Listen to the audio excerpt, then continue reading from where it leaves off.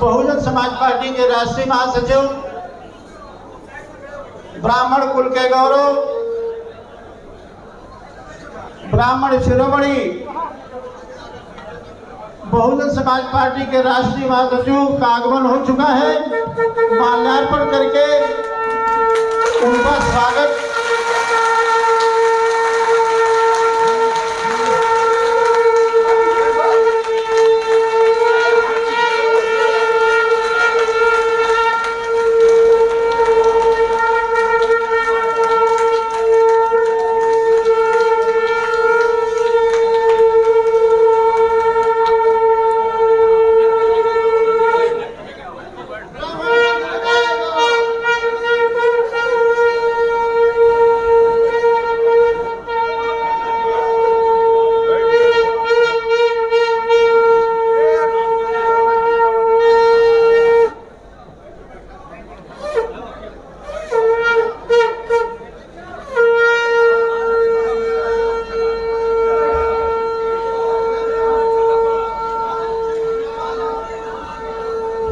हमारा श्रेष्ठ ब्राह्मणों से अनुरोध है कि स्वास्थ्य वाचन कर ब्राह्मण समाज के गौरव, ब्राह्मण कुल शिरोमणि बहुजन समाज पार्टी के राष्ट्रीय महासचिव माननीय श्री सतीश चंद्र मिश्र जी का अभिनंदन करने का कष्ट करें।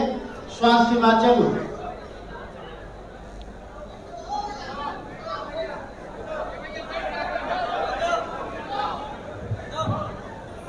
साथियों, आप लोग शांति बनाए रखें, शांति बनाए रखें।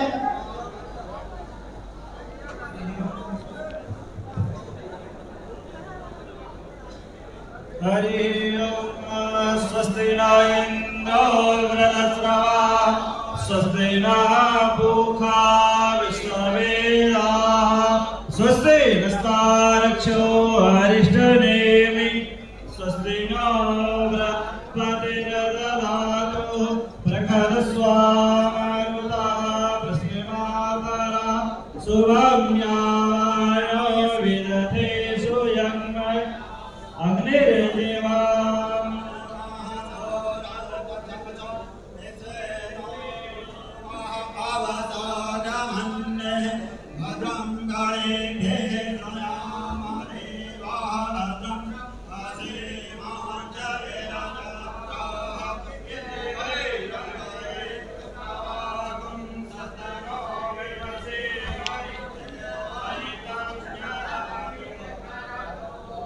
देवायत्रा नशक्राजरसन्तनो नाम पुत्रासो यत्र पितरो भवन्ति मानो मर्यादिर्यकायुरिकान्तो आदितिर्जो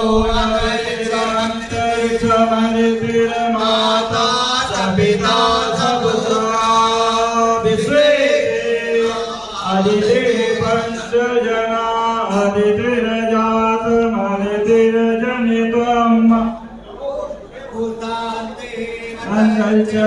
शान्ति पृथिवी शान्ति आपः शान्ति परया शान्ति वनस्पतयः शान्ति विश्वे देवा शान्ति ब्रह्म शान्ति सर्वगुण शान्ति शान्तिरेव शान्ति सामा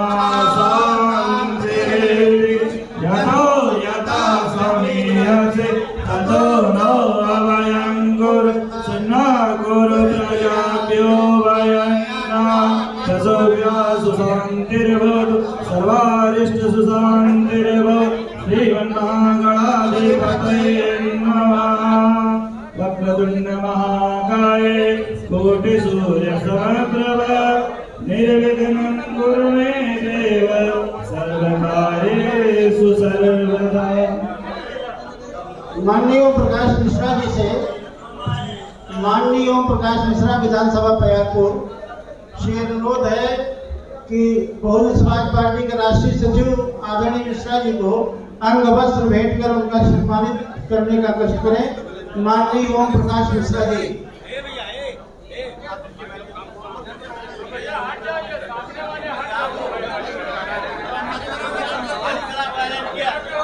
और हमारा ये श्रेष्ठ और विद्वत ब्राह्मण से अनुरोध है कि माननीय मिश्र जी का तिलक करके उनका अभिनंदन करने का कष्ट करें।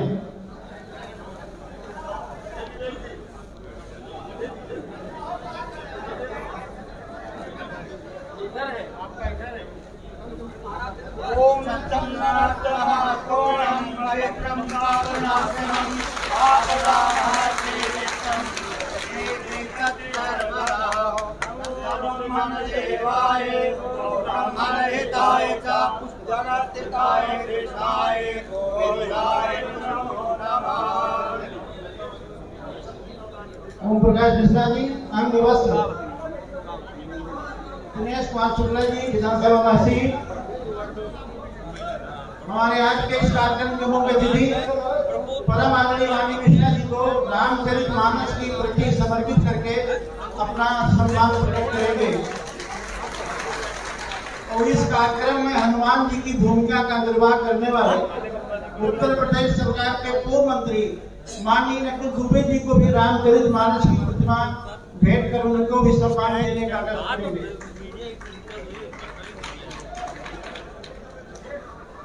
माननीय मिश्रा जी को दिनेश कुमार शुक्ल जी गणेश भगवान की प्रतिमा देकर उनका सम्मान कर रहे हैं।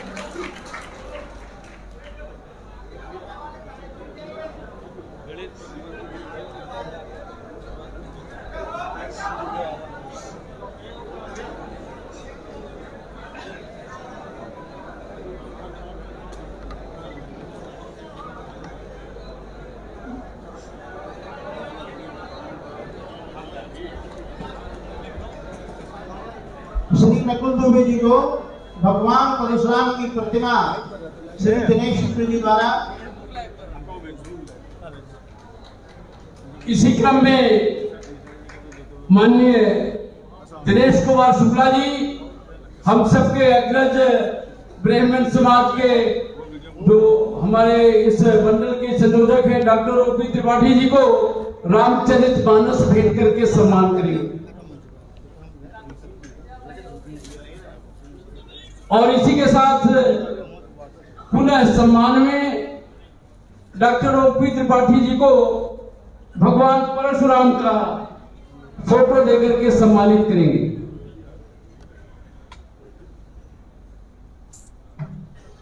माननीय त्रिपाठी। अब हम उत्तर प्रदेश सरकार के पूर्व मंत्री ब्राह्मण समाज के इस आंदोलन में अपनी महत्वपूर्ण भूमिका का निर्वाह करते हुए आदरणीय मिश्रा जी के साथ हनुमान जी की भूमिका का निर्वाह करते हुए जो पूरे प्रदेश में बहुजन समाज पार्टी इस ब्राह्मण समाज को जागृत करने के लिए जो आंदोलन माननीय बहन जी के निर्देशन में माननीय श्री मिश्रा जी के नेतृत्व में चलाया जा रहा है, उसमें अपनी महत्वपूर्ण भूमिका का निर्वाह करते हुए आज आपके बीच में जनपद बहराइच की इस ऐतिहासिक धरती पर इस विशाल कार्यक्रम को संबोधित करने के लिए हमारे ब्राह्मण कुल के गौरव परम आदरणीय माननीय सतीश चंद्र मिश्रा जी यहाँ पधार चुके हैं। अब हम अनुरोध करते हैं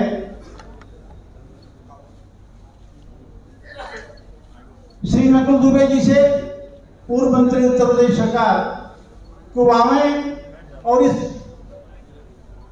जो जन सैलाब यहाँ उमड़ा हुआ है बहराइच की धरती पर, जो आज ये संकल्प लेने के लिए आया है कि हम आने वाले चुनाव में 2022 में भारतीय जनता पार्टी का सफाया करके बहुजन समाज पार्टी की 5वीं बार परम आदरणीय बहन कुमारी माइती जी को मुख्यमंत्री बनाने के लिए जो संकल्पित हुआ है यहाँ आगे। इससे पहले हम दिनेश शुक्ला जी से कहना चाहेंगे कि वो दिनेश चंद्रा जी को साल और ओम प्रकाश मिश्रा जी साल देकर उनका भी सम्मान करने का कष्ट करें।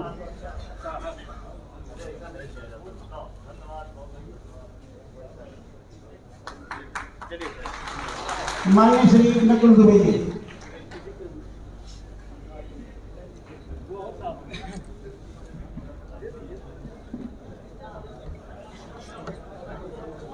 आप लोगों में जो पत्रकार भाई नहीं है उनसे अनुरोध है कि इधर बाइक पर स्थान खाली है तो इधर आ जाए। तो असल में जो पीछे लोग बैठे रहते हैं वो बहुत नाराज होते हैं, कुछ कहते नहीं है। तो ये गोष्ठी है और इस गोष्ठी में हम लोग क्यों यहाँ पर एकत्रित हुए हैं,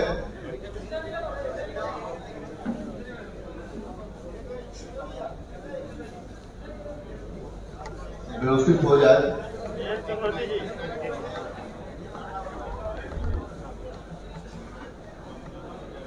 यहाँ पर इस प्रबुद्ध समाज की संगोष्ठी में आप सब लोग इतनी भारी तादाद में आए हैं, इसके लिए हम सब संपूर्ण बहुजन समाज पार्टी की यूनिट आप सबका हृदय से स्वागत करती है और अभिनंदन भी करती है। मैं 2-3 सवाल अपने समाज से पूछना चाहता हूं और आप लोग मुखर होकर के, सब लोग तनाव में हैं, सब लोग उत्तेजित हैं, सब लोग गुस्से में, मुझे पता है, लेकिन जहां भी आप लोग बैठे खड़े हैं अपने स्थान से मुझे हाथ उठा करके या इशारा करके बताने का कष्ट करिएगा कि क्या जो मैं कह रहा हूं वो सच है कि झूठ है। मेरा पहला सवाल पूछे ही नहीं। मेरा पहला सवाल है कि सन 2017 में जब भारतीय जनता पार्टी की सरकार आई तो बताइए क्या ब्रह्म समाज ने पूरे ताकत से, पूरी तन्मयता से भारतीय जनता पार्टी की सरकार बनवाई कि नहीं बनवाई? सब लोग बोलिएगा, बनवाई कि नहीं बनवाई? क्या सन 2017 से लेकर के 2021 के बीच में ब्राह्मण समाज का अपमान हुआ कि नहीं हुआ? सब लोग बताएं, क्या ब्राह्मण समाज का अपमान हुआ कि नहीं हुआ? क्या हमारा समाज किसी तरह से अपने अपमान को बर्दाश्त करता रहे? अगर आप सबको अपने मान सम्मान की रक्षा करनी है, आपको 2007 पुनः स्थापित करना है, तो मैं आप सबसे कह देना चाहता हूं कि आप सब लोग ये संकल्प लेकर के यहाँ से जाइएगा कि सन 2022 में हम भारतीय जनता पार्टी को सिर्फ उखाड़ करके नहीं देखेंगे, हम लोग बहन कुमारी मायावती को 5वीं बार काम करेंगे।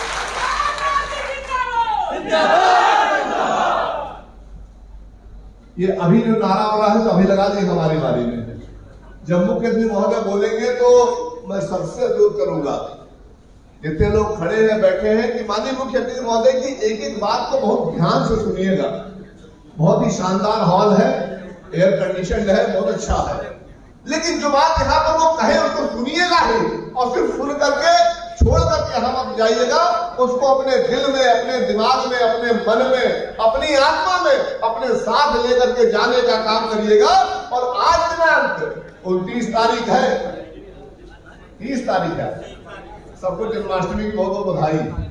30 तारीख है और 30 तारीख को जन्माष्टमी के दिन आप सब लोग अपना अपना सुदर्शन चक्र अपने अपनी उंगलियों पर नचा दीजिएगा और पूरे बधाई को संदेश देने का काम करिएगा कि जिसने ब्रह्म समाज के मान सम्मान के साथ खिलवाड़ करने का काम किया है, अब वो कदापि हमको उत्तर प्रदेश में बर्दाश्त नहीं है, चाहे वो अपने मठ में वापस चला जाए, नहीं उत्तरांचल चला जाए, उत्तर प्रदेश संभालने के लिए आप हमारे मैं आमंत्रित करता हूं अपने मुख्यमंत्री महोदय को कि वो कृपया माइक पर आए, हम सबको आशीर्वाद दें और हम सबको ये संकल्प दिलाने का काम करें कि जिस तरह से 2007 में ब्रह्म समाज का मान सम्मान का आपने रक्षा करने का काम किया था, पुनः नेतृत्व देते हुए 2022 में ब्रह्म समाज के मान सम्मान को स्थापित करते हुए आदरणीय बहन कुमारी मायावती जी को 5वीं बार इस प्रदेश का मुख्यमंत्री बनाने का करते माननीय मुख्यमंत्री। माननीय सतीश मिश्रा जी जिंदाबाद, माननीय सतीश मिश्रा जी जिंदाबाद, माननीय मिश्रा जी संघर्ष करो, माननीय मिश्रा जी संघर्ष करो, बहुजन समाज पार्टी जिंदाबाद, बहुजन समाज पार्टी जिंदाबाद। आदरणीय मिश्रा मंच पर उपस्थित बहुजन समाज पार्टी के सभी सम्मानित नेतागण, श्री नकुल दुबे जी, पूर्व मंत्री उत्तर प्रदेश, डॉक्टर ओम प्रकाश त्रिपाठी जी, पूर्व एमएलसी मंडल संयोजक ब्राह्मण समाज, श्री दिनेश चंद्रा जी एमएलसी, नेता सदन विधान परिषद एवं मुख्य सेक्टर प्रभारी देवी पाटन फैजाबाद बस्ती मंडल, पवन कुमार जी, राम जी चक्रवर्ती, राजकुमार कुरिन जी, अजय कुमार, प्रदीप कुमार, छोटे लाल, दिनेश कुमार शुक्ला, हकीकत अली, ओम प्रकाश मिश्र, अशरफी लाल, सुखराम, श्री शफीक खान, जेपी राव, देशराज सोनभर, तरुण गौतम जी, राम सत्यापन रावत जी तथा यहाँ पर आए हुए श्री अरुण द्विवेदी जी और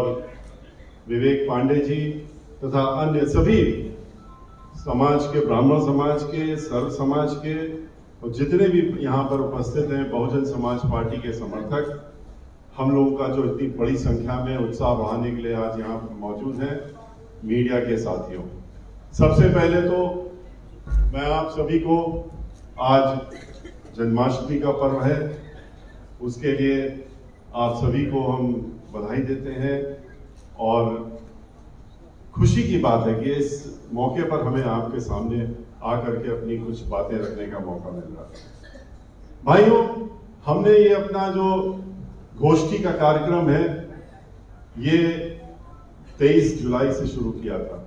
23 जुलाई को हम लोगों ने अयोध्या से शुरू करते हुए पूरे उत्तर प्रदेश में घूमते हुए आज हम आपके बीच में आए हैं और अब आपके बाद सिर्फ 7 जिले और बचे हैं, जिसके बाद ये पूरा कार्यक्रम 75 जिलों का समापन हो जाएगा।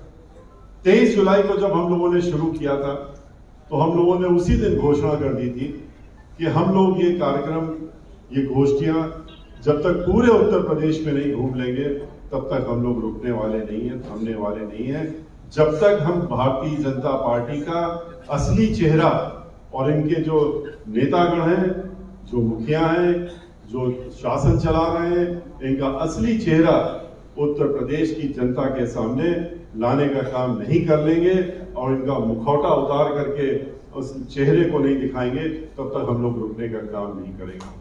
और उसी के तहत आज हम लोग चलते चलते आपके बीच में आए।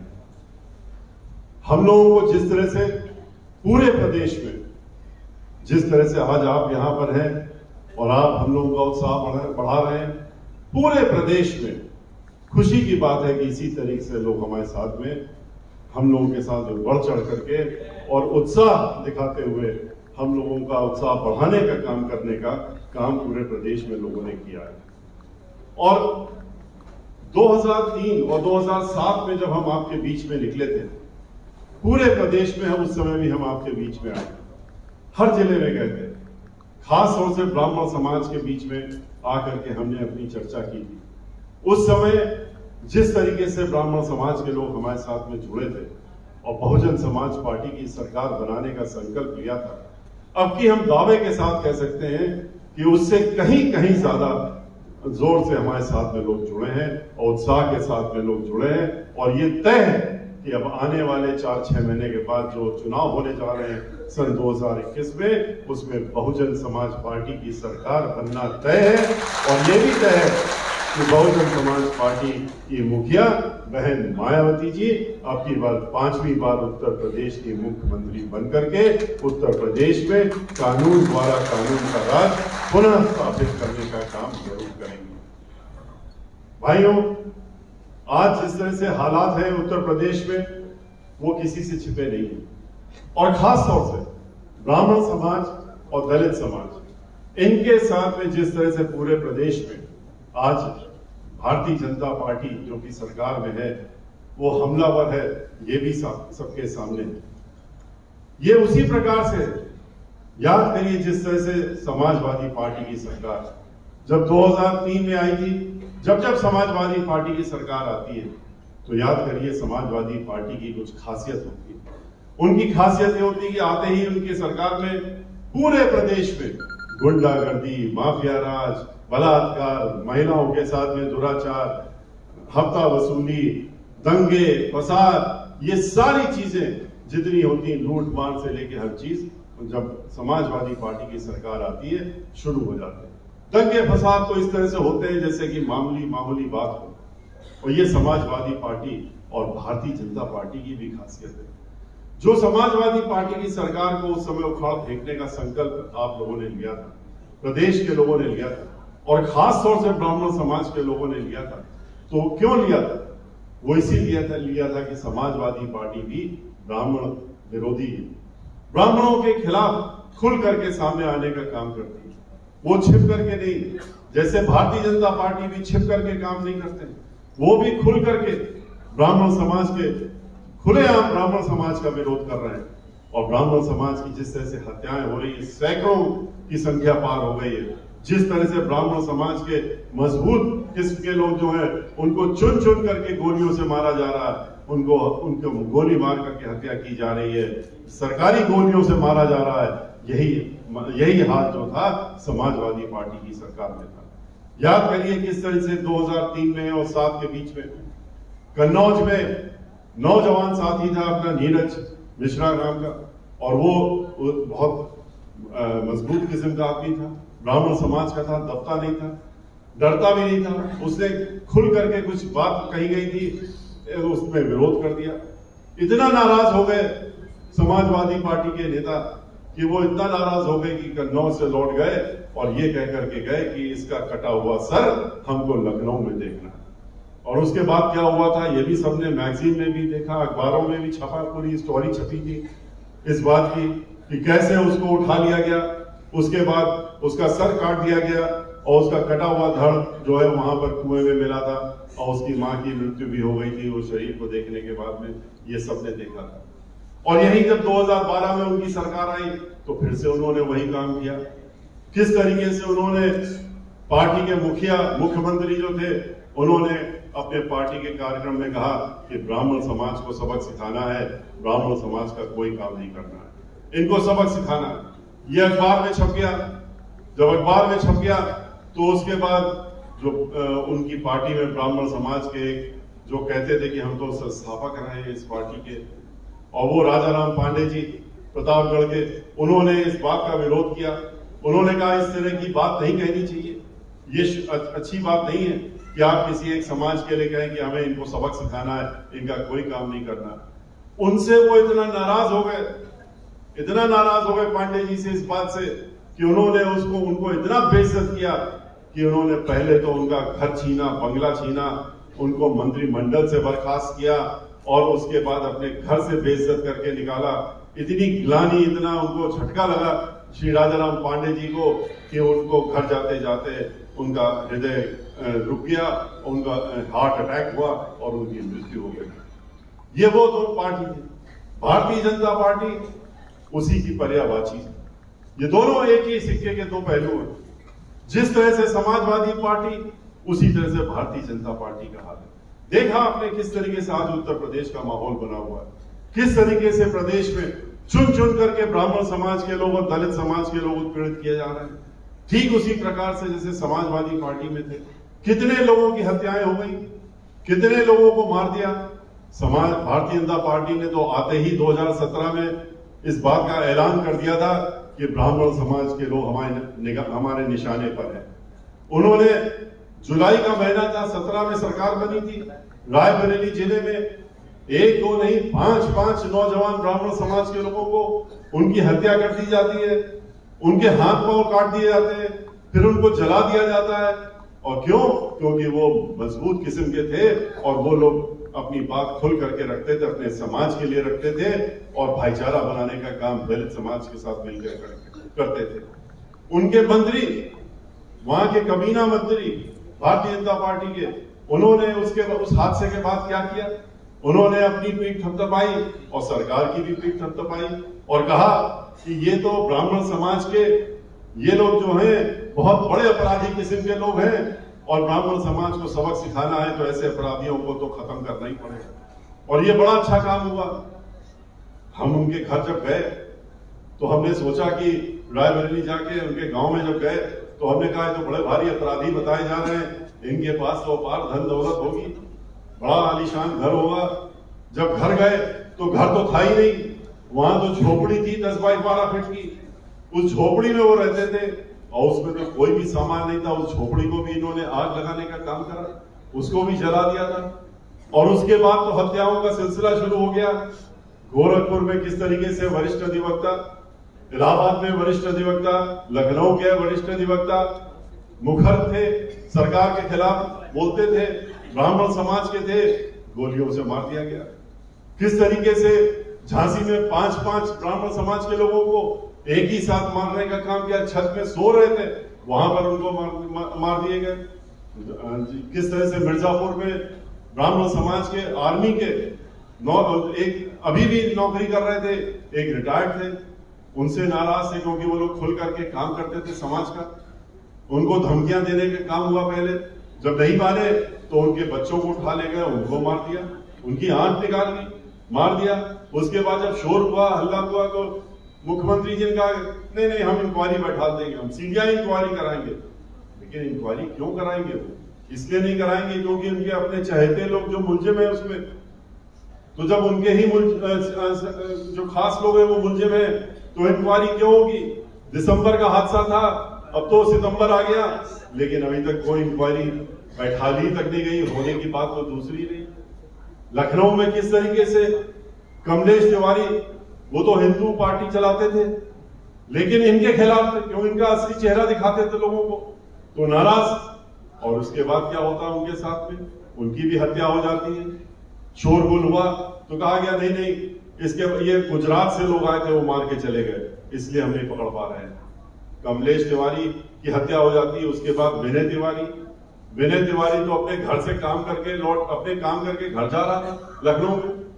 पूरा मीडिया में, अखबारों में सब जगह छपा क्या हुआ उसके साथ। उसकी गाड़ी रोकी जाती है और रोक करके पूछते हैं अधिकारी पुलिस के, क्या नाम है तुम्हारा? नाम बताया उसने, विनय तिवारी। अच्छा, पंडित हो, ब्राह्मण हो? गोली मार दी। क्योंकि माहौल बनाया गया कि इनको मारना, इनको ठिकाने लगाना, इनको सबक सिखाना है ब्राह्मणों को। जिस दिन से सरकार बनी थी उस दिन से कानपुर में जो विक्रम कांड हुआ, उसके पहले कितनी और हत्याएं हो गई? कौन सा ऐसा जिला छूटा जहां नहीं हुई? कानपुर के में जो विक्रम कांड हुआ, उसके बाद उसको तो आपने मार ही दिया। आप मंदिर से उठा करके लाए और ला करके दूसरे प्रदेश से अपने प्रदेश में जैसे ही घुसते हैं, आपने ला करके कहा कि गाड़ी फिसल गई, कोई अदालत नहीं, कोई मुकदमा नहीं चलेगा, सीधे गोलियां मार दी आपने उसको तो मार दिया, कहते हैं अपराधी था, उसे गोली चलाई थी। बाकी लोगों का क्या दोष था जो उनके साथ में थे भी नहीं, जो मुंबई में थे या कलकत्ता में काम कर रहे थे? हरियाणा में 17.5 साल का लड़का काम कर रहा था, वहां से उसको उठा लाए कि नहीं नहीं रिश्तेदार उठा लाओ, मोहल्ले का उठा लाओ, उठा के ला करके उसकी भी गाड़ी पलटती है इटावा में, और उसके बाद वो भी गाड़ी से निकलता है, उसको भी गोलियों से भून दिया जाता है। एक नहीं, दो नहीं, लखनऊ तक पहुंच गए। जो राजधानी है राकेश पांडे, वो तो अपने माँ बाप का कोरोना में इलाज करा रहा था, बोले नहीं ये भी उसी में शामिल था, ये भी वहीं कानपुर के आसपास का है, उसको उठा ले गए। उसके माँ बाप चिल्लाते रहे कि भाई ये हमारा इलाज करा रहा, हम मर जाएंगे। उसको ले बोले ये जिंदा बचेगा तब तो तुम्हारे देखभाल करेगा, और उसको उठा के ले गए कंटोनमेंट में ले जा करके, और उसका गोलियों से उसको उड़ा दिया, शूट आउट कर दिया, इनकाउंटर कर दिया। तो इस सिलसिले को तो पूरे प्रदेश में चला करके वहीं मनीषा में उन्होंने तो कानपुर के इर्द गिर्द के जितने भी शहर थे वहां पर जितने भी मजबूत किस्म के ब्राह्मण थे उनकी लिस्ट बनवाई और कहा कि ये मौका बहुत अच्छा मिला है, इतना अच्छा मौका आ गया है विक्रम कांड में, अब जितने ये ब्राह्मण हैं मजबूत किस्म के इनको सबको उठा लो इसी के नाम पे। और एक एक करके 50 लोगों को उठा लिया गया, कुछ को मार दिया गया, कुछ को जेल के पीछे बंद कर दिया। 50 से ज्यादा आज भी बंद है, न कोई मुकदमा, न कोई अदालत, न कोई चार्जशीट, बंद है क्योंकि उनको अंदर बंद करना है। कहा कि ऐसी दफाएं लगा दो 15 वर्ष तक अंदर बंद रहे। उनको तो करिए, महिलाओं को नहीं छोड़ा। जो 16.5 साल की लड़की एक दिन पहले शादी होकर के आई थी, सिर्फ एक दिन पहले, खुशी दुबे, पहले वो खुशी तिवारी थी और 30 तारीख को खुशी दुबे हो गई शादी के बाद। उसको आपने 1 तारीख उसका पहला दिन था, उसके हाथ की तो मेहंदी भी नहीं सूखी थी और 2 तारीख को उसको भी उठा ले गए। उसके पति को तो गोलियों से मार दिया लेकिन उसको भी उठा ले गए। अरे उसकी मेहंदी हाथ में लगी हुई थी, सूखी नहीं थी, वो बंदूक कहां से उठा लेती? 16.5 साल की लड़की। लेकिन उसको ले जाकर के पहले अज्ञात स्थान पे रखा और उसके बाद जब हल्ला गुल्ला हुआ तो जेल में भेज दिया। 3 महीने तक जेल में रखने के बाद मालूम पड़ा है तो नाबालिग है, ये तो 16.5 साल की लड़की है, तो उसको बाराबंकी में ले जा करके एक रिमांड होम में बंद कर दिया, जहां से पहले से 47 लड़कियां 2 कमरे में बंद थी, 48वीं खुशी दुबे हो गई वहां पर जाके। और उसके बाद इस बात की पूरी तैयारी की गई, किसी हालत में इसकी बेल नहीं होनी चाहिए। कोरोना के दौरान उसकी हालत इतनी खराब हो गई थी कि मरणासन हो गई थी, ये हुआ कि इसको पैरोल दिला दी जाए, लेकिन अधिकारियों ने छोड़िए, मुखिया ने कहा लखनऊ में बैठ करके कि नहीं, किसी भी हालत में पैरोल नहीं होनी चाहिए। पैरोल नहीं हुई, उसके बाद बेल जब आई उच्च न्यायालय में तो लगा अब तो बेल हो ही जाएगी, इसका इल्जाम ही क्या, इसके बाद इसके ऊपर क्या इल्जाम लगाया जाए, तो बेल तो हो ही जानी है।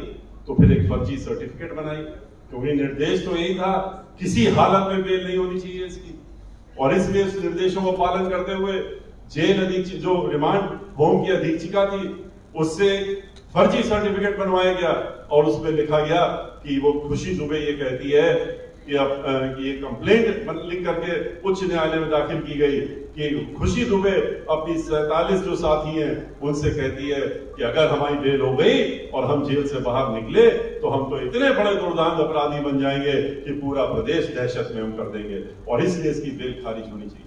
और उसकी बेल खारिज भी करा दी, इसी उस सर्टिफिकेट के में कारण उसकी बेल भी खारिज करा दी गई।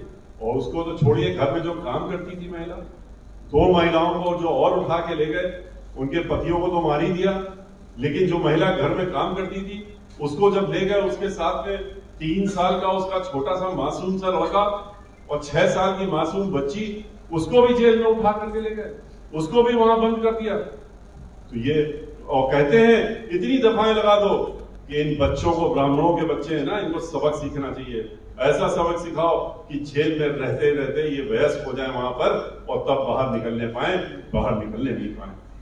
जिस तरह से ब्राह्मणों के साथ में इन्होंने पूरे प्रदेश में दहशत का माहौल फैला, उसी तरह से दलित समाज के साथ में किसी की झोपड़ी में बुलडोजर चला रहे हैं, कहीं पर चीरहरण की खुलेआम, जब चुनाव हो रहा है, चुनाव में वोट डालने महिला नहीं जा रही, उनके जहां जबरदस्ती डलवाना चाहते हैं तो चीरहरण खुलेआम करा रहे हैं, अखबार में टेलीविजन में दिख रहा है। किस तरह से वहां पर आपने देखा हाथरस में एक दलित समाज की लड़की के साथ में किस तरह के विभत्स दृश्य देखने को मिला लोगों को। उसके साथ पहले बलात्कार होता है, बलात्कार होने के बाद वो मर जाती है, जब वो मर जाती है तो उसके बाद उसका शरीर उसके घर वालों को नहीं देते हैं। और क्यों नहीं देते हैं? क्योंकि मुखिया वहां से जिला मजिस्ट्रेट को कहते हैं लखनऊ से बैठ करके कि इसका शरीर किसी प्रकार से भी उनके घर वालों को ना दिया जाए, क्योंकि जो इसमें मुलजिम लोग हैं वो हमारे चहेते लोग हैं, उनको हमें बचाना है, उनको किसी तरह से फंस ना जाए, इसलिए इसका शरीर इनके घर वालों को नहीं देना, उसका शरीर घर वालों को नहीं दिया जाता। पूरा देश देखता रहा, मीडिया वालों को दौड़ा के 2-2 किलोमीटर तक भगाने का काम किया कि वो वहां पर मौजूद ना रह पाए, घर वालों को जंगलों के पीछे बंद कर दिया। माँ और घर वाले रोते रहे, बिलखते रहे कि अच्छा हमको दाह संस्कार करने नहीं दे रहे हो, हमको शरीर तो दिखा दो, शरीर नहीं दिखा रहे हो, दूर से ही उसका चेहरा दिखा दो अंतिम बार। नहीं, क्योंकि आदेश है। और वहां पर ले जा करके फिर खेतों में किस तरीके से मिट्टी का तेल डाल करके रात के 2:30 बजे उसको जलाने का काम हुआ, ये भी दृश्य सबने देखा।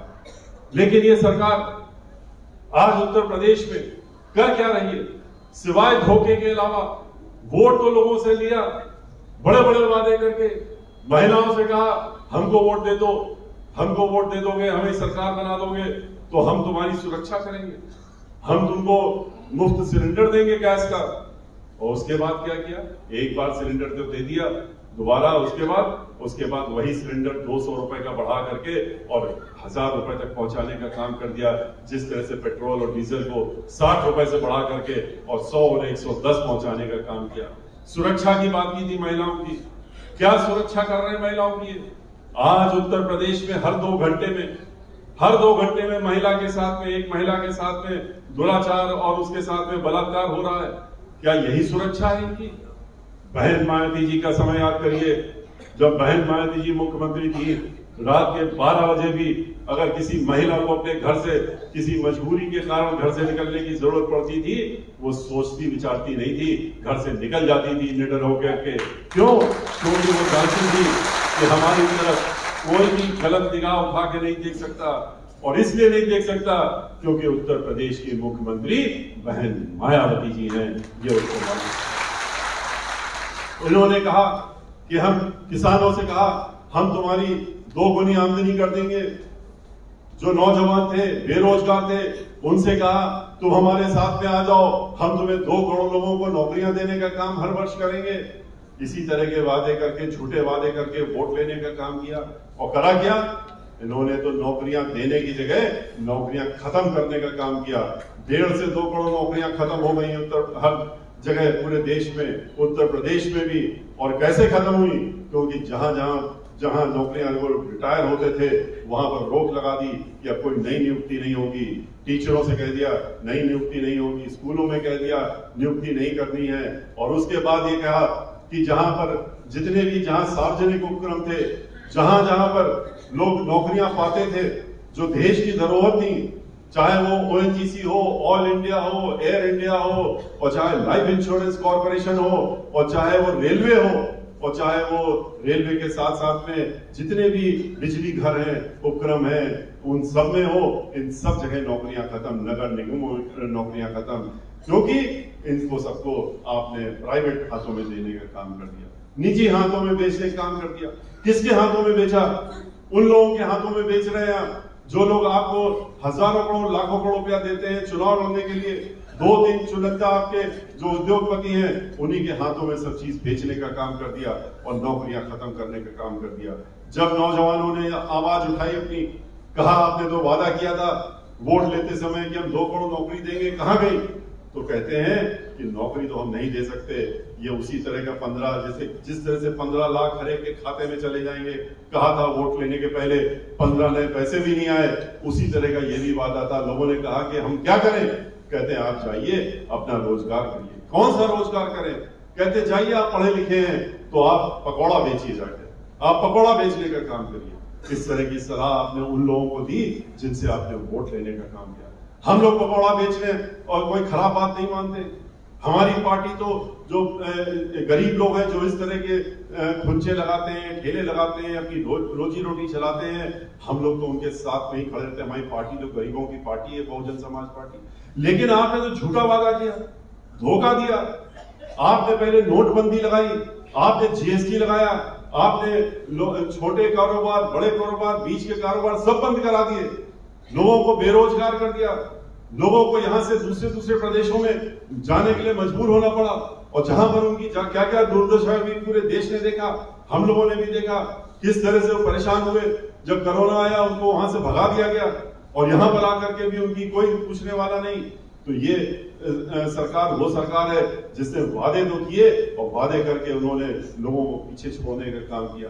किसानों से कहा कि हम जो है तुम्हारी 2 गुनी आमदनी कर देंगे, 2 गुनी बढ़ा देंगे, तो हमारे साथ में आ जाओ। किसानों ने सोचा चलो भाई इनके साथ में हो जाते हैं, ये 2 गुनी आमदनी बढ़ाने की बात कर रहे हैं। उनकी आमदनी तो नहीं बढ़ाई, उनकी आमदनी तो शून्य कर दी।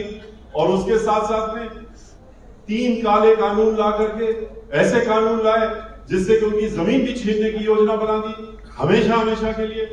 मजबूरन उन कानून में ऐसे आपने कानून लेकर के आए जिसमें किसानों को मजबूर होकर के अपनी जमीन पट्टे में देनी पड़ेगी।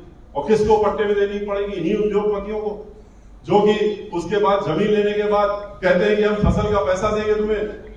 और फसल का पैसा कब देंगे? कोई फसल का उसमें कोई ये नहीं कि न्यूनतम पैसा देंगे, ये कानून में नहीं लिखा हुआ। फसल का पैसा देंगे, 1 साल देंगे, 2 साल देंगे, तीसरे साल क्या कहेंगे कि अब की बार हम नहीं दे सकते। क्यों नहीं दे सकते? क्योंकि बाढ़ आ गई, उपज नहीं हुई, सूखा पड़ गया, उपज नहीं हुई, खाद अच्छी नहीं थी, बीज अच्छा नहीं था, तुमने ठीक से उसकी पेराई नहीं की, तुमने ठीक से बुआई नहीं की, और इसलिए जो है उपज खराब हो गई, हम पैसा नहीं दे सकते। पैसा तो नहीं मिलेगा, लेकिन जो जमीन उसके पास थी, उसकी खुद की जमीन हमेशा के लिए उसके हाथ से चली जाएगी, क्योंकि पट्टे में लिखा दी गई है। और कोर्ट कचहरी ये किसान नहीं कर सकता। इन बड़े बड़े उद्योगपतियों के सामने वो धक्के खाते रहेगा, आत्महत्या करने के लिए मजबूर होगा। पिछले 1.5 वर्षों से किसान लड़ रहा, पूरे प्रदेश का नहीं देश का दौरा है। पार्लियामेंट से लेकर के पार्लियामेंट के बाहर तक हम लोग भी इनके साथ में खड़े हुए हैं और लड़ रहे हैं, लेकिन इनको कोई असर नहीं हो रहा है, क्योंकि इन्होंने तो ठेका ले लिया है उन उद्योगपतियों से हजारों करोड़ रुपए लेकर के कि हम तो तुमको ये जमीन दिला करके रहेंगे, और इसलिए उसको वापस, कानून को वापस नहीं ले रहे हैं। 500 से ज्यादा किसानों की मौत हो गई इस आंदोलन के दौरान में। सर्दी में और ठंडा पानी उसके ऊपर फेंकने का काम किया, गर्मी में वो धूप में बैठा रहा, लेकिन उस कानून को वापस न लेकर के उनके ऊपर लाठियां चलाने का काम हो रहा है। आप लोगों ने भी अखबार आज का भी पढ़ा होगा, कल का भी पढ़ा होगा और देखा होगा किस तरीके से अभी हरियाणा में और हरियाणा के पास बॉर्डर में किसान जो आंदोलित थे उनके ऊपर लाठियां चलाई गई और निर्देश क्या दिया गया, ये निर्देश दिया गया कि अधिकारी ने कहा कि हमको ये निर्देश है और ये निर्देश है कि इन किसानों को सही सलामत वापस नहीं जाने देना, जो इन लोग आंदोलन में आके यहाँ बैठ गए। इनका फटा हुआ सर हमको देखना, फटा हुआ सर देखना, ये निर्देश दे रहा हो अपने अधिकारियों को। और उसके बाद किस तरह से लाठियां सरों पे चलाई गई, ये सब अखबारों में फोटो भी निकली हुई है, देख लीजिएगा उठा करके आप लोग, और देखने को आपको मिल जाएगा किस तरीके से एक किसान की उसमें मौत भी हो गई, लेकिन इनको कोई फर्क नहीं पड़ता, इनको कोई असर नहीं पड़ता, क्योंकि ये जानते हैं कि जब चुनाव आएगा तो फिर से हम आ जाएंगे, फिर से हम लोगों को बहला लेंगे, फिर से धोखे में रख लेंगे, हम उनको धर्म के नाम पे वोट मांग लेंगे, कहीं देश के नाम पे वोट मांगेंगे, और जो ब्राह्मण समाज के लोग हैं वो तो बड़ी जल्दी धर्म के नाम पे मेरे साथ में आ जाएंगे। वो ये सोच, कौन सा धर्म, किस धर्म के नाम पे आपने इनको वोट दिया है? सबसे बड़ा अधर्म करने का काम तो ये लोग कर रहे हैं। हम तो अयोध्या गए थे, अयोध्या के नाम से आपसे वोट मांगते हैं, तो ब्राह्मणों से कहते हैं और लोगों से भी कहते हैं कि हम तो राम लला का मंदिर बनाएंगे, इसलिए हमको वोट दे दो। अरे इनसे पूछने का काम तो करिए। हम तो गए थे वहां दर्शन करने राम लला के, और दर्शन करके और उसके बाद ही हम पूरे अयोध्या में घूमे। अयोध्या में घूमने के बाद ही हमने कार्यक्रम किया, हम सरयू नदी में भी गए, वहां पर भी हमने जलाभिषेक भी किया, दूध का अभिषेक किया। हम हनुमानगढ़ी भी गए, वहां पर हनुमान जी दर्शन किए। उसके बाद हमने अपनी बात रखी थी। ये लोग बहुत नाराज हो गए थे हमसे कि अयोध्या क्यों गए, इनका अयोध्या से क्या लेना देना, अयोध्या का तो ठेका हमारे पास है, रामलला का ठेका तो हमने ले रखा और हमारे पास ही ठेका, उनके नाम पे वोट, उनके नाम पे नोट, ये सब तो हम ही ले सकते हैं। और ये लोग वहां पर क्या करने गए? अरे हम दर्शन करने गए थे, वोट के लिए नहीं गए थे। हम लोग वोट की राजनीति धर्म से नहीं करते हैं। हम तो दर्शन कई बार पहले भी कर चुके हैं, अब की बार तो देखने गए थे कि अयोध्या सोने की नगरी बन गया कि नहीं बन गया, क्योंकि बन ही जाना चाहिए। जहां हजारों करोड़ रुपया हर साल बजट से इन्होंने निकाला है, पिछले 4.5 वर्षों में बताएं कितना रुपया इन्होंने अयोध्या के नाम निकाला। अभी तो इसी महीने फिर से बजट पारित हुआ, फिर से अयोध्या के नाम पे सैकड़ों करोड़ रुपए निकाल लिए इन्होंने। वो रुपया कहां गया? हम तो यही सोच रहे थे कि अयोध्या में लग गया होगा, अयोध्या का सुधार हो गया, अयोध्या तो बहुत अच्छी नगरी बन गई होगी, सोने की नगरी दिख रही होगी, जहां हजारों करोड़ रुपया लग गया। लेकिन अयोध्या में जाकर के तो देखने को मिला कि अयोध्या के तो इतने बदतर हालात हैं, शहर के इतने खराब हालात हैं। जो सबसे खराब शहर आपको उत्तर प्रदेश में दिखता होगा, उस शहर को देख लीजिए और फिर अयोध्या चले जाइए तो आपको वो शहर अयोध्या से बेहतर नजर आएगा।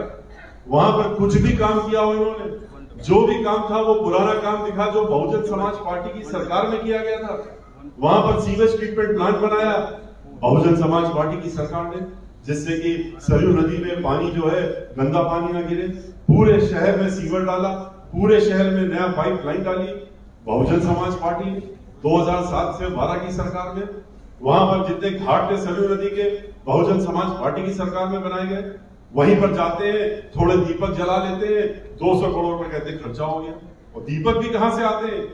यहाँ के कुम्हारों का दीपक इनको पसंद नहीं है, ये लाते हैं चाइना से, वहीं से बत्ती भी लाते हैं जलाने के लिए और वहीं से दीपक भी लाते हैं और 200 करोड़ रुपए चाइना को दे करके कहते हैं हमने दीपक जला दिया और अपना एक कार्यक्रम करके और फोटो छपवा करके निकल जाते हैं।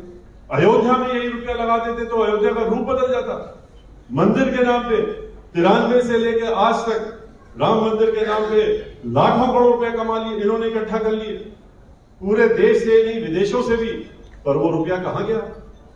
उसके बाद क्यों जरूरत पड़ गई इनको? जब सर्वोच्च न्यायालय में निर्णय आया, निर्णय आने के बाद आपने फिर से अपने लोगों को पूरे देश में भेज दिया और प्रदेश में भेज दिया झोला लेकर के, कि झोला लेके चले गए हर घर में, कहने लगे कि रामलला का मंदिर बनाना है, सर्वोच्च न्यायालय का निर्णय आ गया। अरे निर्णय तो सर्वोच्च न्यायालय का है, आपने तो कुछ भी नहीं योगदान दिया उसमें मंदिर बनाने के लिए, उस जमीन के लिए। आप तो चाहते तो आपकी सरकार तो उत्तर प्रदेश में भी थी और सेंटर में भी थी, आपने किसानों का कानून तो बना दिया जबरदस्ती, लेकिन इसका कोई कानून नहीं बना पाए क्योंकि आपकी इच्छा ही नहीं थी। और इसीलिए आपने देखा कि जैसे ही निर्णय आया था, सबसे ज्यादा अगर किसी का मुंह उतरा हुआ था और दुखी नजर आए थे निर्णय के बाद, तो वो कौन लोग थे? वो भारतीय जनता पार्टी के और इनके सहयोगियों के मुंह उतरे हुए थे। इसलिए उतरे हुए थे, बहुत दुखी थे, इसलिए दुखी थे कि अब हमारे पास बचा क्या? रामलला तो चले गए, अब तो वोट की चीज चली गई, अब तो ये सर्वोच्च न्यायालय से आ गया, अभी तो हम इसको अभी और सैकड़ों साल भुलाते, और इसलिए दुखी हो गए, इसलिए दुखी थे। लेकिन जो रुपया इन्होंने इकट्ठा करना शुरू किया सर्वोच्च न्यायालय के निर्णय के बाद, वो थोड़ा बहुत रुपया इकट्ठा नहीं किया, 10,000 करोड़ रुपए से ज्यादा आपने फिर एक साल में इकट्ठा कर लिया और कहा कि हम मंदिर बना रहे हैं। कौन सा मंदिर बना रहे हैं? हम तो अयोध्या इसीलिए गए थे देखने के लिए कि दर्शन करेंगे मंदिर में भगवान श्री रामलला के, क्योंकि पिछले वर्ष 5 अगस्त 2020 को इन्होंने बड़ा भारी एक कार्यक्रम किया था, फिर 200-300 करोड़ रुपए खर्चा किए थे और कहा था हम तो भूमि पूजन कर रहे हैं, हम तो नींव का पूजन कर रहे हैं और एक साल में आपको यहां मंदिर दिख जाएगा। तो हम तो सोच रहे थे कि मंदिर बन गया होगा, एक साल हो गया, हम तो एक साल बाद आ रहे थे, लेकिन बाद में तो ये पता लगा वहां जाकर के मंदिर तो छोड़िए, मंदिर के नाम पे तो कोई शुरुआत भी नहीं हुई है। न्यू छोड़िए, न्यू ऊपर तो तब आएगी जब न्यू बनना शुरू होगी, अभी तो बनना भी शुरू नहीं हुई है। और इनकी तो इच्छा ही नहीं है मंदिर बनाने की, और वरना ये पिछले साल जो कह रहे थे कि हमने तो भूमि पूजन किया है, फिर से दोबारा उठा करके देखिए कोई भूमि पूजन नहीं हुआ था।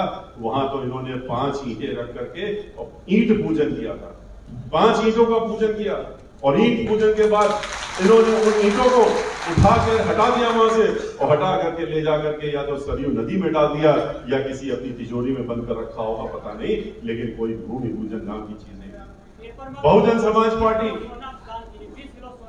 बहुजन समाज पार्टी जो है वो उनमें से है जो कि आस्था के स्थानों के साथ मजाक खिलवाड़ नहीं करती, काम करती है, उनके नाम से वोट नहीं मांगती है।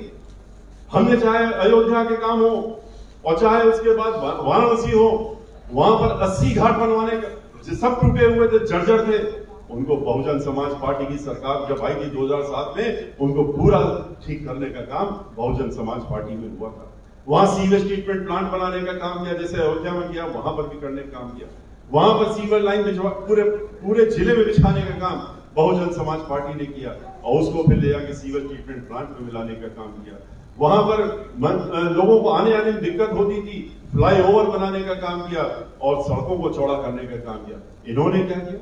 हम जब अयोध्या आए थे तो हमने उसी दिन कह दिया था कि हम अयोध्या दर्शन करने के बाद हम इस क्षेत्र में जाएंगे, उसके बाद हम जाएंगे अपने दूसरे चरण में वृंदावन में दर्शन करेंगे, फिर वहां जा करके हम अपने कार्यक्रम करेंगे उसके आसपास के जिलों में।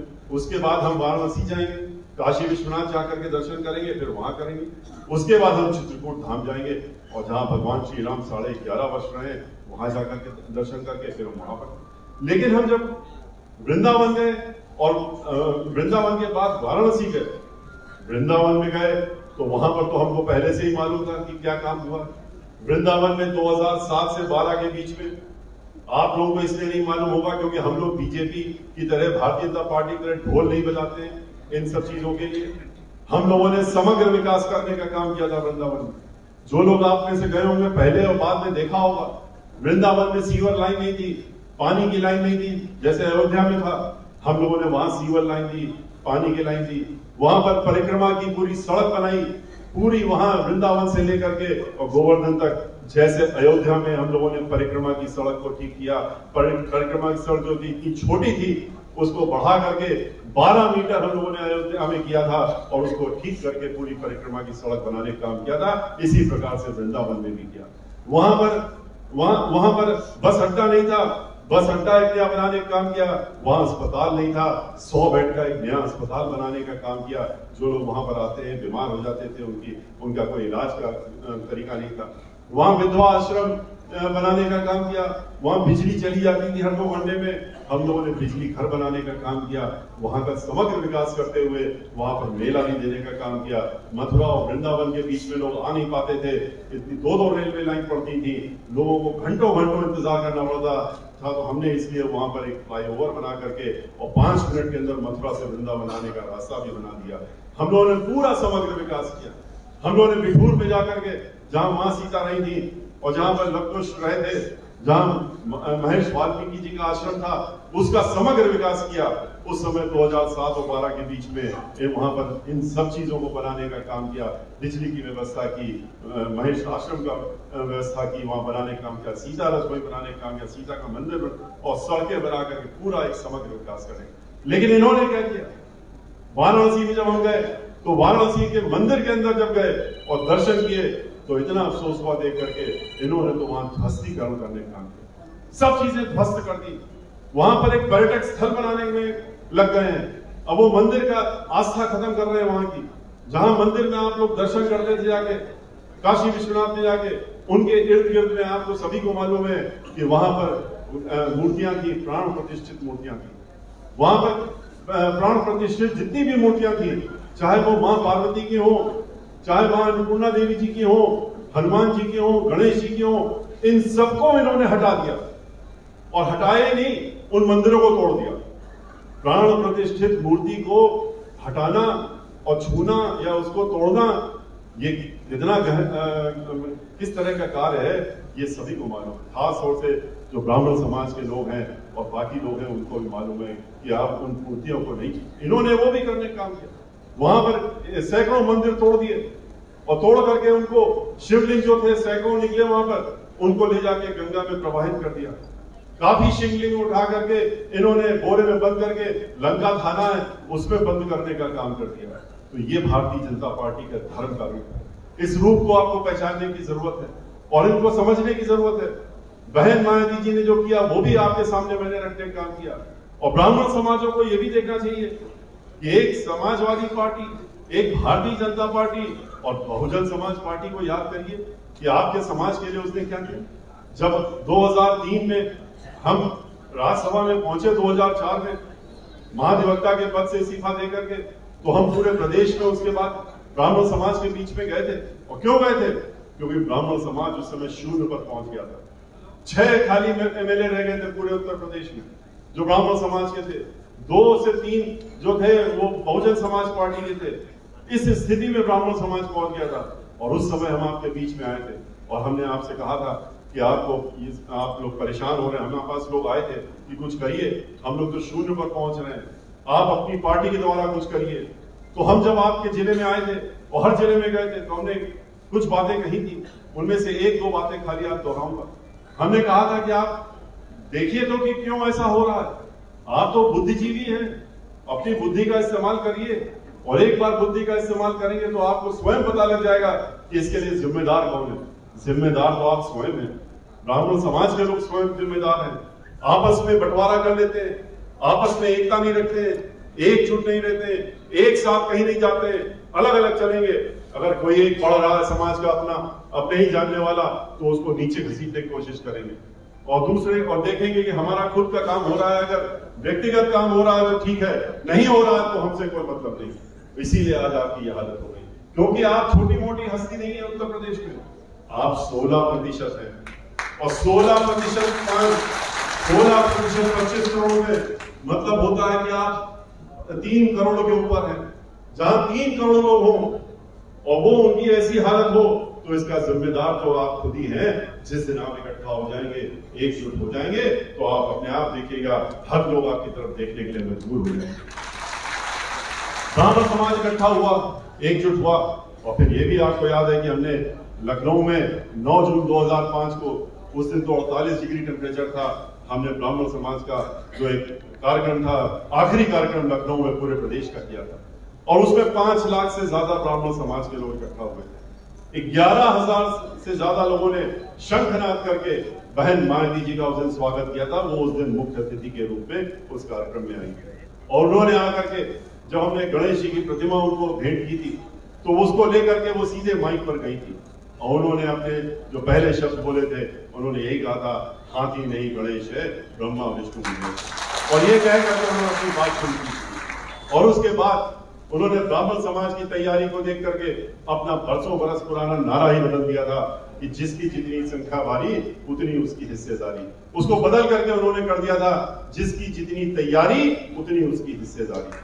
और इसके बाद ब्राह्मण समाज के लोगों को 40 में जहां चुनाव 40 लोगों को जहां चुनाव लड़वाया था, बढ़ा करके 85 लोगों को उन्होंने मैदान में उतारने का काम किया था। और उसके बाद भाईचारा बना। हमने ब्राह्मण समाज के लोगों से एक और अनुरोध किया था, हमने कहा इकट्ठा तो हो गए, आप एक साथ हो गए, एकजुट हो गए, लेकिन एक चीज का ध्यान रखिए कि आपको ये गलतफहमी नहीं होनी चाहिए कि अब तो हम 16% हो गए, अब तो हम उत्तर प्रदेश की हर सीट जीत लेंगे अपने दम पे। आप एक भी सीट नहीं जीत सकते, एक भी सीट नहीं जीत सकते 16% इकट्ठा होने के बाद भी, क्योंकि सीट जीतने के लिए आपको 30% से ऊपर चाहिए। और इसलिए भाईचारा बनाइए। और किसके साथ भाईचारा सबसे पहले बनाइए? आप भाईचारा बनाइए दलित समाज के साथ में, भाई बहनों के साथ में, जो 23% हैं और जिनके साथ में पहले से ही अल्पसंख्यक समाज के लोग और उनके साथ में बैकवर्ड समाज के लोग पहले से ही जुड़े हुए हैं, आप उनके साथ भाईचारा बनाइए। जब आप उनके साथ भाईचारा बनाएंगे तो आप दो ही मिल करके और 40 के करीब पहुंच जाएंगे और हर सीट पर भारी पड़ने का काम करेंगे। लोग इकट्ठा हुए, भाईचारा बनाया और नतीजे भी सामने आ गए। जहां ब्राह्मण समाज के लोग चुनाव लड़ रहे थे, वहां तो दलित समाज के भाई बहनों ने अपना खुल करके वोट देने का काम किया। वो तो ऐसे भी जहां भी हाथी का निशान देखते हैं, वो बहन मायावती जी के पीछे एक चट्टान की तरह खड़े रहते हैं। कोई आए कोई जाए उनको फर्क नहीं पड़ता, वो तो हाथी देखते हैं और बहन मायावती जी को देखते हैं और वहां जाकर अपनी मोहर लगाने का काम करते हैं। और लगा करके उन्होंने वहां पर इस तरीके से ब्राह्मण समाज के लोगों को वोट देने का काम किया, जिसका नतीजा निकला कि 45, जहां 3 लोग पहले खाली जीते थे, 45 लोग जीत करके आए ब्राह्मण समाज। लेकिन अगर 45 लोग ब्राह्मण समाज के जीत के आए तो एक तरफा नहीं रहा। ब्राह्मण समाज ने भी हमारी बात को मानते हुए, भाईचारा निभाते हुए, जहां दलित समाज के हमारे भाई बहन रिजर्व सीटों में चुनाव लड़ रहे थे, उनको भी अपना वोट उन्होंने भी वहां पूरी ताकत लगा दी, तन मन धन से उन्होंने उनके पीछे खड़े होकर के उनको वोट देने और दिलाने का काम किया। और उसी का नतीजा निकला कि जहां 16 सीटें जीते थे खाली हम लोग, सुरक्षित सीटें, पहले 2002 में जब 7 की गिनती हुई तो वो सीटें बढ़ करके 62 पर पहुंची, 62 सीटों पर जीतने का काम। और इस भाईचारे को पूरे देश ने देखा, पूरे विश्व ने देखा, और इसी को एक नया नाम सोशल इंजीनियरिंग भी दिया गया। इस तरह का भाईचारा आपने बना के दिखाने का काम किया। लेकिन बहन मायावती जी भी पीछे नहीं हटी। उन्होंने उस दिन जो वादा किया था ब्राह्मण समाज के लोगों से 9 जून 2005 को कि आप लोग आज तैयारी से हैं और इकट्ठा हो गए हैं, भाईचारा बना रहे हैं, तो अगर हमारी सरकार आती है तो हम भी पीछे नहीं हटेंगे, हम भी बढ़ चढ़ करके आपका खोया हुआ मान सम्मान स्वाभिमान लौटाने का काम करेंगे। और बहन मायावती जी ने ऐसा किया भी। जब सरकार बनी तो जहां सर्व समाज को उन्होंने दिया, सर्वजन हिताय सर्वजन सुखाय की नीति को रखते हुए हर समाज के लोगों को उन्होंने उनका उचित स्थान देने का काम किया, मंत्रिमंडल भी दिया, हर चीज करी। उन्होंने ब्राह्मण समाज के लोगों को बढ़ चढ़ के देने का काम किया। 15 मंत्रालय, 15 मंत्री ब्राह्मण समाज के उन्होंने कैबिनेट मंत्री बनाने का काम किया। 35 से ज्यादा लोगों को ब्राह्मण समाज के उन्होंने कैबिनेट का दर्जा देकर के चेयरमैन और वाइस चेयरमैन बनाने का काम किया। 1 दर्जन से ज्यादा लोगों को उन्होंने एमएलसी बनाने का काम किया। विधान परिषद का अध्यक्ष ब्राह्मण समाज का बनाया, महाधिवक्ता बनाया, और 5000 से ज्यादा सरकारी वकील उन्होंने उच्च न्यायालय इलाहाबाद और लखनऊ मिलाकर के पूरे उत्तर प्रदेश की जितनी जिला न्यायालय थी उसमें उन्होंने सरकारी वकील बनाने का काम किया। आधा दर्जन लोगों को लोकसभा में भेजने का काम किया, लोकसभा में उपनेता बनाने का काम किया, विधान परिषद को उपनेता बनाने का काम किया, और राज्यसभा में तो पिछले 17 वर्षों से उन्होंने हमको वहां पर पार्टी का अपना नेता बना के रखा हुआ है। और इस समय लोकसभा में भी श्री नितेश पांडे को उन्होंने, जो ब्राह्मण समाज से हैं, लोकसभा में पार्टी का नेता बना के रखा हुआ है। बहन मायावती जी ने जहां सब समाज के लिए किया, उन्होंने ब्राह्मण समाज के लिए भी बढ़ चढ़ के करने का काम किया। जहां उन्होंने विकास की पूरे प्रदेश में 5 साल में हर तरफ से विकास करने का काम किया, चाहे वो एक्सप्रेसवे हो, चाहे मेट्रो हो, 29,500 जो अम्बेडकर ग्राम थे उनका समग्र विकास करने का काम किया। 29,000 उन्होंने जूनियर हाई स्कूल बनाने का काम किया, 5,000 हाई स्कूल और 5,000 जूनियर हाई स्कूल नए बनाए, 5,000 हाई स्कूल और उन्होंने बनाने का काम किया। और इतना ही नहीं, उन्होंने पूरे प्रदेश में 1 दर्जन से ज्यादा उन्होंने विश्वविद्यालय बनाने के काम किए। उनमें से तो एक ऐसा विश्वविद्यालय बनाया लखनऊ में डॉक्टर शकुंतला मिश्रा के नाम से, जो कि अपने आप में विश्व में अकेला है, जहां पर विकलांगजनों की पढ़ाई होती है और विकलांगजन वहां पर पढ़ते हैं। पूरे विश्व से आते हैं, पूरे देश से आते हैं, प्रदेश से आते हैं, उनको डिग्रियां दी जाती हैं और हर जो पढ़ के निकलता है उसको एम्प्लॉयमेंट पक्का मिलता है। इस तरह का एक विश्वविद्यालय बनाने का काम किया। अनेकों मेडिकल कॉलेज बनाए, 23 नए जिले बनाए। जब एक जिला बनता है तो आप जानते हैं उस जिले का समग्र विकास होता है। बहन मालती जी ने उत्तर प्रदेश को 1 2 नहीं 23 नए जिले देने का काम किया। जो बिजली की व्यवस्था इतनी जर्जर थी, खाली 6000 मेगावाट मिलती थी, हर 1 घंटे 2 घंटे बिजली आती थी, बहन मालती जी ने उसको बढ़ा करके नए कारखाने लगा करके 13,500 मेगावाट पहुंचाने का काम बहन मालती जी ने किया। इसलिए आज उत्तर प्रदेश में सब लोग क्यों बहन मालती जी को याद कर रहे हैं? उन्होंने एक उनका शासनकाल देखा, फिर समाजवादी पार्टी का देखा। समाजवादी पार्टी का पहले भी देखा, बाद में भी देखा। समाजवादी पार्टी तो जैसे ही आती है गुंडा राज, माफिया राज सब तो चले ही आता है, दंगे फसाद होने लगते हैं। उसके बाद उन्होंने भारतीय जनता पार्टी का राज देखा कि हर तरफ विकास के नाम पे सिर्फ विनाश हो रहा है और पैसों की लूट हो रही है, भ्रष्टाचार हो रहा है, पैसे कहां जा रहे हैं कुछ पता नहीं, मंदिरों के नाम पे लूट हो रही है। संस्कृत विद्यालय बंद कर दिए गए। 1500 संस्कृत विद्यालय थे प्रदेश में और उनमें से सिर्फ 700 रह गए हैं, क्योंकि वहां पैसा नहीं देते हैं, वहां पर टीचर नहीं है, पढ़ाने वाला नहीं है, इसलिए वो कॉलेज बंद हो गए। डिग्री कॉलेज जो 500 के ऊपर थे वो आधे रह गए, वहां पर भी यही व्यवस्था है, सिर्फ ताला चाबी लगाने वाला व्यक्ति बचा है, वहां कोई अध्यापक नहीं बचा है। और ये एक षड्यंत्र के तहत है, क्योंकि संस्कृत विद्यालय बंद करने की बात तो ये हुई कि वेद पाठ पढ़ाने वाली जगह ही बंद हो गई। कौन पढ़ाएगा, कौन पढ़ेगा? जब वहां पर पढ़ाने की जगह नहीं होगी तो आगे चल करके कुछ ही वर्षों में इस प्रदेश की संस्कृति खत्म हो जाएगी। और जब संस्कृति खत्म होगी तो यहाँ पर सनातन धर्म भी खत्म हो जाएगा। ये इनकी योजना है, इसी के तहत ये करने का काम कर रहे हैं। इन्होंने जो टीचर्स थे उनको वादे किए, उन्होंने वित्त विहीन टीचर जो थे उनको वादा किया, कहा कि जो स्कूल थे और कॉलेज थे उनसे कहा कि आप हमारे साथ में आ जाइए। 20 लाख से ज्यादा इस तरह के वित्तहीन अध्यापक हैं जो पूरे प्रदेश में कार्य कर रहे हैं। हर जिले में, आपके जिले में भी, बगल के जिले में भी 250 इस तरह के स्कूल और कॉलेज हैं। वो सब इसलिए बंद हो रहे हैं, वहां पर अध्यापक पढ़ाने के लिए नहीं, क्योंकि उनको पैसा ही नहीं मिलता है। इन्होंने उनसे कहा, पहले समाजवादी पार्टी ने कहा कि हम देंगे और हम तुमको मानदेय देंगे, हम तुम्हारी नियमावली बनाएंगे, हम तुम्हारा ख्याल रखेंगे, और उसके बाद उनको ठोकर मार दी। और ये भारतीय जनता पार्टी वाले आए, इन्होंने कहा तुम मेरे साथ आ जाओ, हमारे साथ आ जाओ, तुम लोग अध्यापक हो, हम तुम्हारा ख्याल रखेंगे। उसके बाद क्या हुआ? इन्होंने उनका साथ दिया, सरकार बन गई। जब ये उनके पास गए तो इन्होंने कहा कि नहीं, हमारे एजेंडे में ये नहीं है, हमारे पास पैसा नहीं, हम नहीं दे कर सकते ये। उसके बाद वो बराबर इनके पास आते रहे, फिर आंदोलन किया। जब आंदोलन किया लखनऊ में तो उनके ऊपर लाठियां चलाई गई, पानी बरसाया गया, उनको दौड़ा करके मारा गया। फिर उनमें से एक महिला ने जब अपना सर मुड़ा लिया विधानसभा के सामने और कहा, अध्यापिका ने कहा कि ये आज हम इनकी सरकार की अंत्येष्टि कर रहे हैं, तो मुख्यमंत्री जी नाराज हो गए। कहा कि ये जो अध्यापक लोग हैं जो अपने आप को गुरुजन कहते हैं, इन्होंने पिछले जन्म में जरूर कुकर्म किए होंगे, ऐसे गंदे कर्म किए होंगे कि जिसकी वजह से आज इनके ये अध्यापक बने और इनकी ये दशा हुई। अध्यापक के बारे में इस तरह की बात करना, जो कि हम सबको पढ़ाने का काम करता है, जिसकी वजह से आज हम लोग जहां पर भी हैं, उनके बारे में ऐसी सोच कोई और नहीं रख सकता, ये भारतीय जनता पार्टी वाले ही रख सकते हैं। क्योंकि ये जो सोचते हैं ये खुल करके कह भी देते हैं, क्योंकि जानते हैं वोट तो तुम हम ही को दोगे। आपने सुना होगा किस तरह से ब्राह्मण समाज के बारे में इनके नेता ने कहा, छोटा मोटा नेता नहीं, राज्यसभा के मेंबर ऑफ पार्लियामेंट।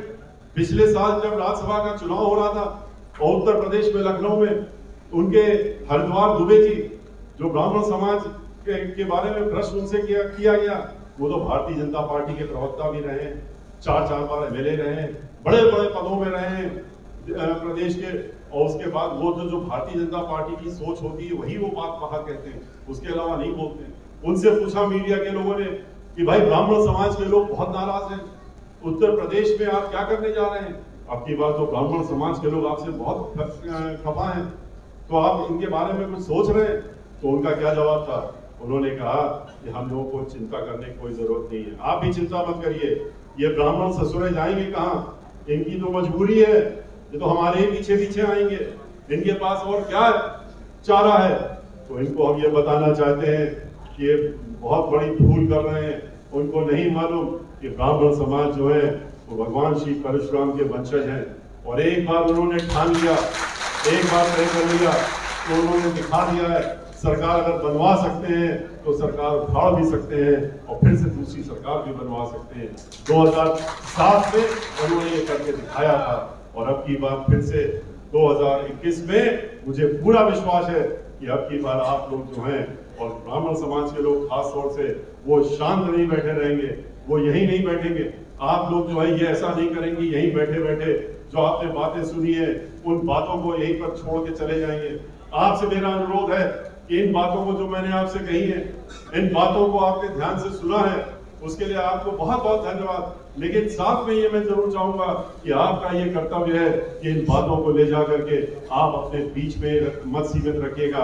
वहां पर जाकर के आप इन बातों को अपने घर में जाकर के घर में बताने का काम करिए, अपने नातेदार, रिश्तेदार और अपने जानने वालों को उन सबको इन बातों से बताने का काम करिए, और उनसे भी एक बताने के बाद उनसे एक संकल्प दिलवाने का काम करिए। जो संकल्प आज हम लोग भी ले रहे हैं यहाँ पर और आपसे भी दिलवाने का काम कर रहे हैं कि 2021 में ये संकल्प लीजिए कि आप लोग अब की बार 2021 में इस सरकार को उखाड़ फेंकेंगे और बहन मायावती जी को उत्तर प्रदेश का 5वीं बार मुख्यमंत्री बनाने का काम करेंगे।